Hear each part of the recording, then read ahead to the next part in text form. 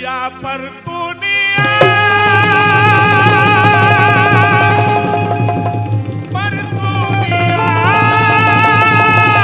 परतुनिया रे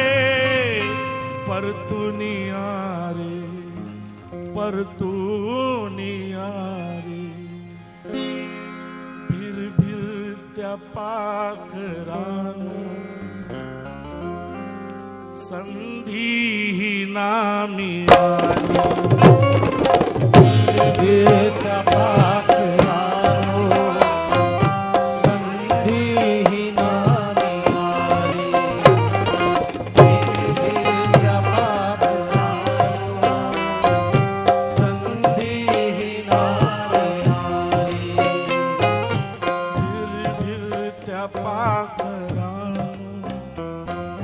संधी ना मिळाली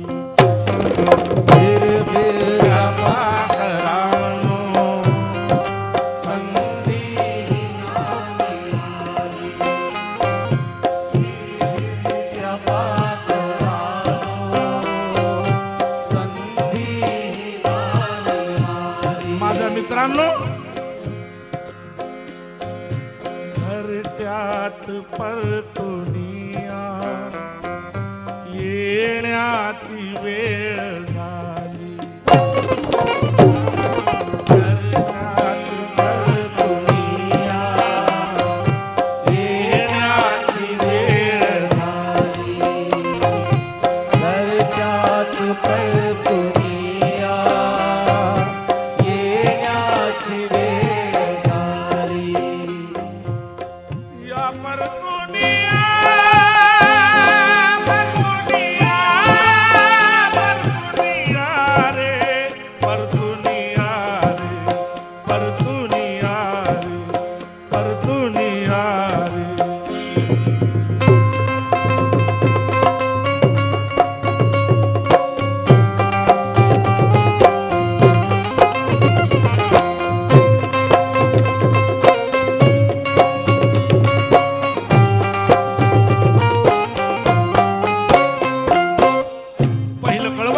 सर्वांना मैत्रीपूर्ण जय भीम.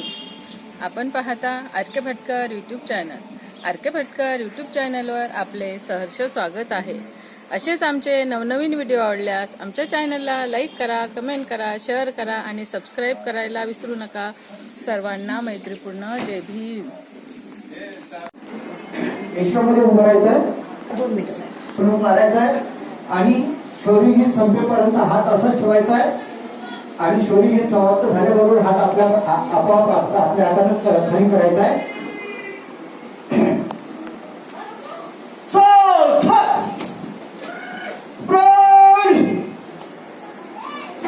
महापंडित, कायदे पंडित, घटना के शिल्पकार, महामानव बोधिसत्व डॉक्टर बाबासाहेब आंबेडकर जी को जनरल सलूट सलामी देगी, भारतीय संविधान को अभिवादन करेगी. प्राण जनरल सलूट सलूट.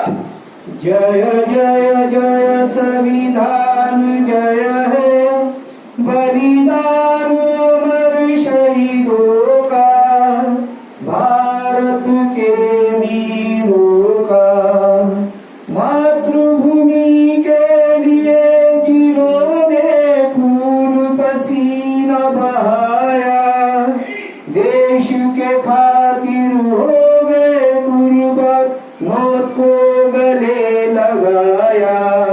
उनके ही त्याग का फल है, खुशियों से भरा हर पल है, भाईचारा प्यार बढ़ाता.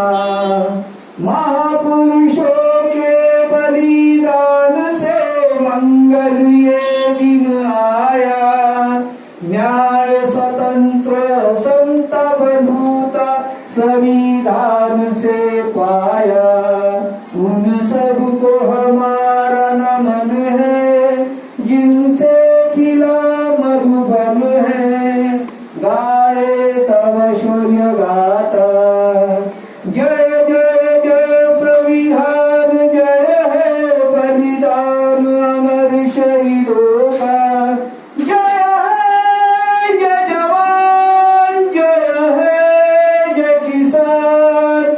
जय जय जय जय हे संविधान. तथागत भगवान गौतम बुद्धांचा विजय असो.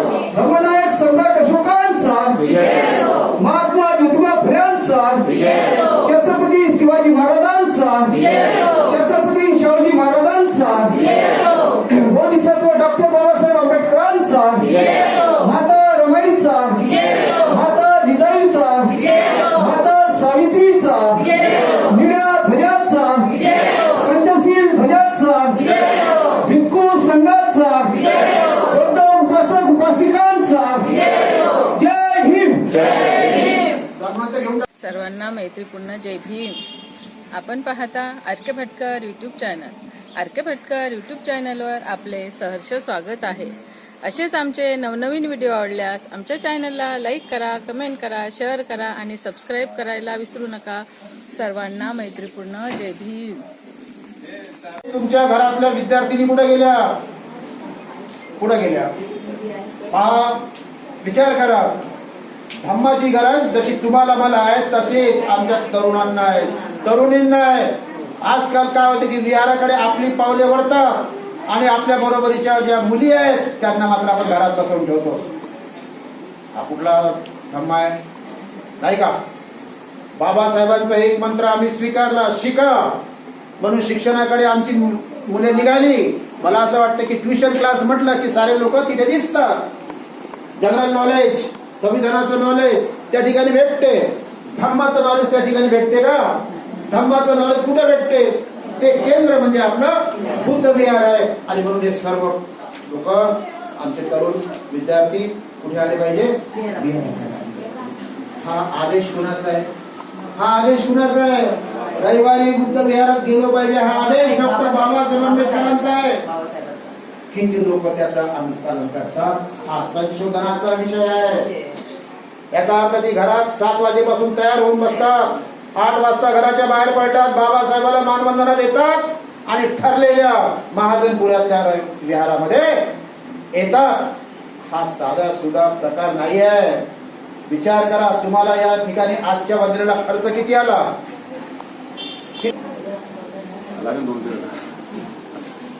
आता तुम्हाला दर रविवारला गाडी घेऊन जेव्हा बाहेर निघतो तेव्हा त्याला खर्च किती येत असेल एका कार्यकर्त्याला? दर रविवारी उद्देश एकाच की बाबासाहेबांचा आदेश रविवारी विहारात.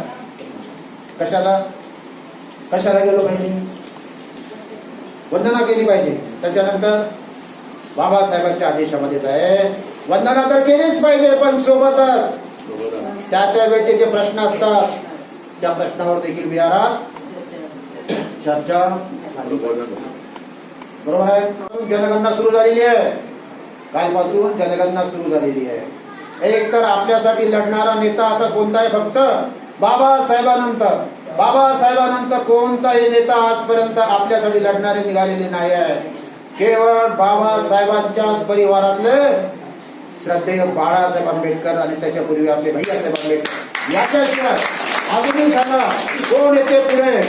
अनेक प्रकरणं घडतात. आज कालपर्यंत रात्र व्हायची होती, आता दिवसही व्हायचे झालेले आहेत. आणि अशा वेळेस तुमच्या आणि आमच्या पाठीशी कोणता नेता उभा आहे? ऐका, नाव देण्यासारखा श्रद्धेय बाळासाहेब आंबेडकर सोडले तर दुसरा कोणताही नेता आज धावून यायला तयार नाहीये.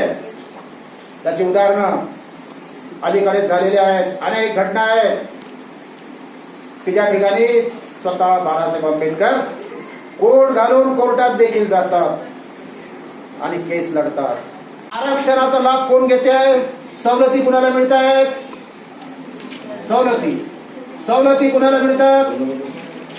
59 जातीच्या लोकांना अनुसूचित जातीमध्ये एससीच्या किती 59 जाती येतात. त्याच्यात आपणही आहोत. पण इतर जे आहेत मांग, चांभार, नाही काय, घाटे, ढोर, ही अशा प्रकारची किती जातीची लोक आहेत? 59. मात्र बदनाम कुणाला केलं गेलंय? फक्त त्याच लोकांनी. बाबासाहेबांनी कुणासाठी केलं? यांच्यासाठी केलं. पण कोणी वाचायला तयार नाही की एवढे लोक आज बाबासाहेबांच्या पुण्याईनं सर्वोच्च पदावर गेले. आपल्या जिल्ह्याच्या प्रतिभाताई पाटील राष्ट्रपती झाल्यात कुणाच्या संविधानाने झाल्यात? बाबासाहेबांच्या संविधानाने झाल्यात. द्रौपदी मुर्मू आज राष्ट्रपती आहेत कुणामुळे? बाबासाहेबांमुळे. म्हणजे असा अर्थ की संविधानाने किंवा बाबासाहेबांनी दिलेल्या सवलतीचा फायदा केवळ बौद्ध घेत नाही, सर्व समाज घेतो, याची आपण जाणीव ठेवली पाहिजे. आणि म्हणूनच आपली जबाबदारी वाढलेली आहे. उपवर्गीकरण हा एक षडयंत्र आहे. उपवर्गीकरण करणं म्हणजे ह्या ज्या सवलती भेटतात त्या आता आपल्याला नाही भेटल्या पाहिजे, बंद झाल्या पाहिजे. बरोबर आपल्याच समाजाच्या, आपल्याच बरोबरीचे ज्यांनी अन्याय अत्याचार सहन केला आधीपासून, त्या लोकांना भडकवण्याचे प्रयत्न सुरू झाले आहेत. आज मातंग समाज म्हणतो की आम्हाला वेगळं आरक्षण द्या, म्हणजे याच्यातून आम्हाला आमचा वाटा वेगळा करून द्या. असं नाव आहे धम्मयान. ते कुठून प्रकाशित झालेलं आहे? ते बाबासाहेबांच्या प्रिंटिंग प्रेस मधून प्रकाशित झालेलं आहे मुंबईच्या. म्हणजे याचा अर्थ बाबासाहेबांची प्रिंटिंग प्रेस अजूनही आहे, पण आपल्या घरात धम्मयान आहे काय? विचार करा. प्रबुद्ध भारताचे अंक तुमच्याकडे आहेत का? नाही आहेत. प्रबुद्ध भारताचे अंक आजही मिळतात, पण घेणार कोण? पैसे द्यायची तयारी आहे का तुमची? ते 25 रुपयाचं पुस्तक आहे. किती लोक देणार आहेत 25 रुपये? सांगा तुमच्यापैकी. हे एवढे लोक मला दिसतात, फक्त 5-7 लोक. या वस्तीमध्ये किती लोक असतील? खूप लोक असतील. पण आपल्या घरात इतर पेपर असतील आणि मात्र बाबासाहेबांचा पेपर आपल्याकडे नाही आहे. ही बेईमानी आहे की नाही आहे? ही बेईमानी आहे. याचं चिंतन आणि मनन करा. मग पुढे जाऊन काय करणार आहोत? मी तुम्हाला 25 रुपये घेऊन हे पुस्तक देणार नाहीये. नाव घ्यावं. किती वर्ष संघर्ष झाला? 16. तरुण मुला मुली त्यामध्ये शहीद झाले, जीव गमवावा लागला. 16 वर्षापर्यंत एका नावासाठी, कुणाच्या नावासाठी? बाबासाहेबांच्या नावासाठी.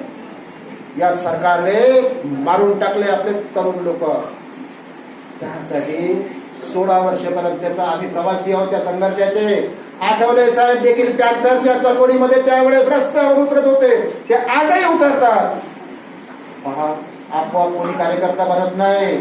16 वर्षापर्यंत त्या लढाईत ते स्वतः होते, मी होतो, हिरेखान साहेब देखील होते. एकंदरीत असा 16 वर्षाचा प्रवास काय होईल तुम्हाला काय माहित आहे? तुम्हाला कुणाला तरी माहित आहे का काय झालं होतं म्हणून? काहीच नाही माहिती तुम्हाला. या अमरावतीमध्ये कित्येक लोक जेलवर धडकले, जेलवर देखील धडकलेत लोक. नागपूरला किती रमेशराव पान नंबर 111 वर आहेत. ते पान नंबर त्या पुस्तकातल्या 111 वर पॅन्थरच्या आंदोलनामध्ये त्यांच्या दिला आहे. निश्चितपणे कृती करा. आजच्या प्रसंगी एवढंच सांगतो, जे काही किमान महिलांची शाखा होत असेल तर पुरुषांची शाखा किती लोकांची? 15 लोकांची. पहिले तर 15 लोकांची. कुणाची शाखा पहिले म्हणजे मला माहित नाही, पण किमान शाखा बनली. आनंद होईल. कशाचा? कुणाची संस्था? अरे बाबासाहेबांची संस्था ना, नाही का? महाजनपुराचं विहार कुणाचं? महाजनपुरातल्या बौद्धांचं. पण भारतीय बौद्ध महासभा कुणाची? बाबासाहेब आंबेडकरांची. हा निर्धार करा, हा संकल्प करा. पुन्हा एकदा तुम्हाला बुद्ध जयंतीच्या पर्वावर शुभेच्छा देतो. आम्हाला इथे बोलावलं. बौद्ध महासंघ सभेचे राज्य संघटक विजयकुमार चौरकर सर यांनी आपल्याला अतिशय चांगल्या प्रकारे मार्गदर्शन केले. त्यांनी बौद्ध धर्माबद्दल, बाबासाहेबांबद्दल आणि चळवळीबद्दल काय काय त्यांचे कार्य आहे ते त्यांनी आपल्या सर्वांना चांगल्या प्रकारे सांगितले. तसेच जिल्हाध्यक्ष प्रकाशराव बोरकर सर यांनी सुद्धा आपल्या महिला उपासिक व उपासिकांना मार्गदर्शन केले. त्यानंतर जिल्हा सचिव तिळके साहेब, पर्यटक सचिव नयन मोठे साहेब, कार्यालय सचिव राहुल मेटे साहेब, नलिनीताई मेश्राम, मदन खंडारे सर व सर्व बौद्ध मालतीताई मेश्राम व सर्व बौद्ध महासंघ राज्य संघटक जेवढे आपल्याकडे आलेले आहेत त्यांचे सर्वांचे मी मनापासून आभार व्यक्त करतो. त्यांना 386 वंदन इथे सादर केली, त्यांनी गायलेली आहे, त्याबद्दल त्याचे सुद्धा मी येथे आभार मानतो आणि सरांना सहकार्य करावं ही तुम्हाला विनंती करतो.